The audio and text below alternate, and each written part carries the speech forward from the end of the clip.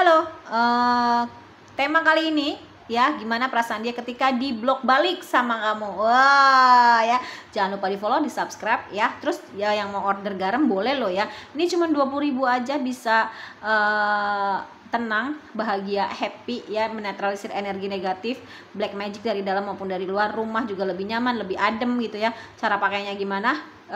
Bisa nanti kalau udah transfer aku kasih tahu. Ini bisa untuk usaha juga, resto gitu kan. Terus udah gitu cafe segala macam ya, itu bagus banget. Oke, jangan lupa di follow, di subscribe ya, komen, like, share gitu. Terus yang mau terapi private reading, apalagi ya, terapi private reading, konsultasi mengenai dunia spiritual, anak indigo, terus pengobatan black magic itu juga bisa. Oke, kita mulai ya guys ya.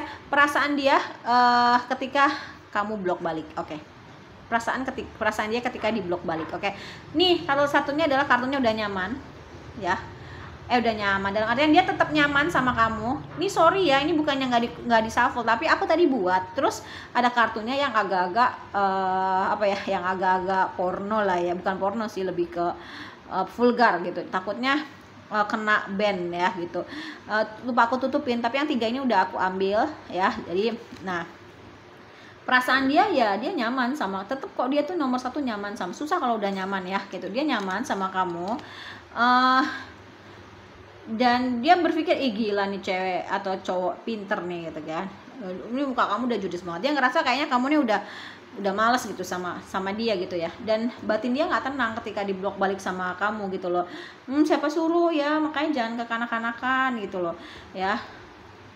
Terus ya dia mau ngasih kabar loh sebenarnya. Dia nih berat, dia mau ngasih info, mau ngasih kabar, gue nih berat banget cobaan hidup gue. Ya siapa suruh kamu nyanyain orang yang udah sayang, yang udah tulus sama lu gitu loh ya.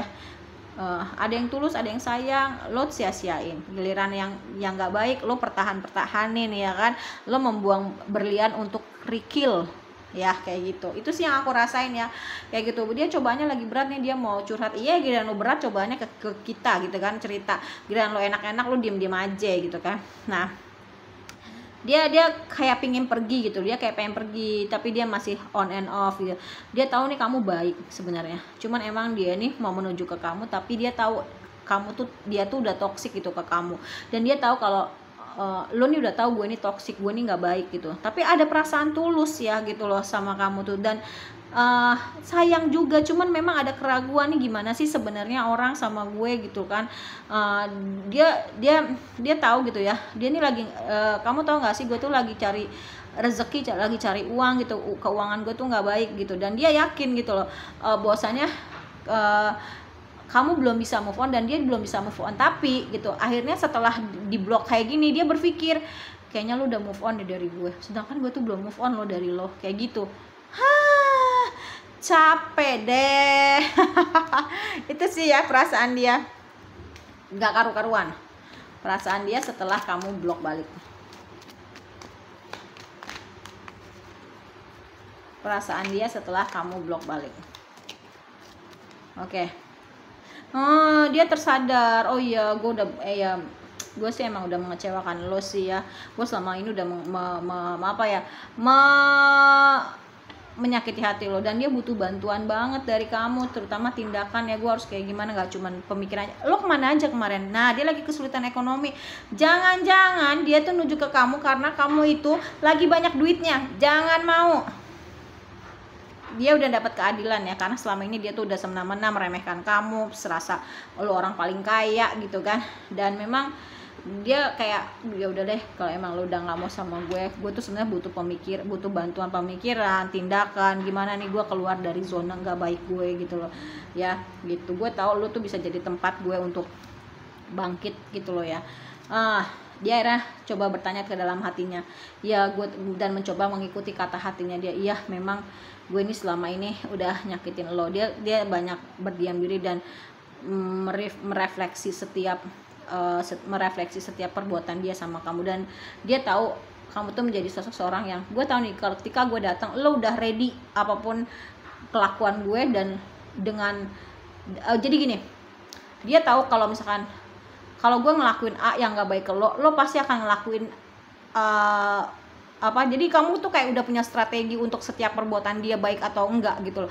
Kalau baik dia tahu lo akan lebih baik, tapi ketika enggak baik ini gue pasti akan dihajar balik nih sama lo gitu ya. Dan dia udah healing, udah sembuh, dan dia menyadari dia butuh banget bantuan keuangan, butuh bantuan pemikiran otak, butuh bantuan perbuatan, butuh bantuan keuangan juga enak aja ya gitu.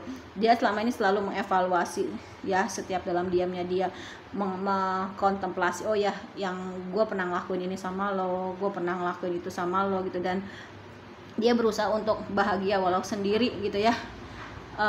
Dan dia ngeliat kamu tuh kayak pelangi, indah banget, enak banget hidupnya, tapi nggak bisa dia jamah, nggak bisa dia pegang. Dia tahu kamu tuh sakit hati ya, dia pastinya sakit hati juga gitu loh. Kenapa? Karena dia nggak bisa ke kamu gitu. Dia ada keterbatasan, bisa jadi jarak atau restu dari keluarga ya. Dan memang dia lagi di persimpangan jalan, bingung nih mau gimana gitu loh. Dia memang ada ketergantungan kepada kenyamanan finansial ya gitu.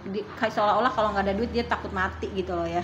Dan dia pingin lagi menarik rodanya ke atas, karena bersama kamu tuh dia dapat segala-galanya ya, happy ya, keuangan stabil, segala macam, keberuntungan.